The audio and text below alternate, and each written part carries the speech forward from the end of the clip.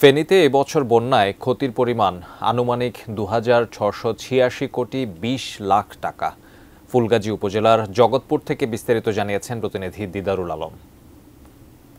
জানেন যে ফেনীর যে ভয়াবহ বন্যা, সে বন্যায় কিন্তু আসলে অনেক ক্ষতি হয়েছে। প্রায় ২৬০০ কোটি টাকার উপরে কিন্তু ফেনীতে এই বন্যার ক্ষতি হয়েছে। আমরা এখান থেকে প্রায় বেশ কয়েকটি গ্রাম আমরা পরিদর্শন করেছি। সে সকল গ্রামগুলোতে আমরা দেখেছি যে ওখানকার যে আসলে যে অবকাঠামো, আসলে সবগুলো অবকাঠামোই কিন্তু আসলে ভেঙে পড়েছে এবং এখানকার যে সকল কাঁচা ঘরগুলো ছিল, কাঁচা ঘরগুলোও কিন্তু আসলে প্রায় ৭০% মতো ক্ষতিগ্রস্ত হয়েছে। আমরা এই মুহূর্তে রয়েছি দরবারপুর ইউনিয়নের ঠিক জগৎপুর গ্রামে। এখানে আসলে যে সড়কের সামনে আমি দাঁড়িয়ে আছি, আসলে এটি মূলত এখানকার দুটি মানে উপজেলার সাথেই কিন্তু আসলে একটি সেতু বন্ধনের যে রাস্তাটি, এই রাস্তাটি আসলে প্রায় এখানে ২৭টি স্থানে আসলে ভেঙে গিয়েছে এবং এখন পর্যন্ত বন্যার পরবর্তী সময় কিন্তু আসলে এগুলো এখনও মেরামত করা হয়নি। আমরা যদি আসলে ক্ষতি সম্পর্কে যদি আমরা একটু বলি যে আসলে এই বন্যায় ফেনীর যে ক্ষতি হয়েছে, যেখানে প্রায় ২৬০০ কোটি টাকার উপরে ক্ষতির কথা আসলে জেলা প্রশাসন থেকে বলা হয়েছে।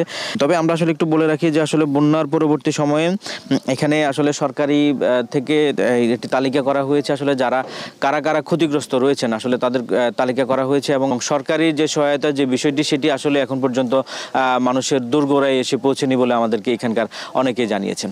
ছিল আমার কাছে ফেনী থেকে বন্যার সর্বশেষ।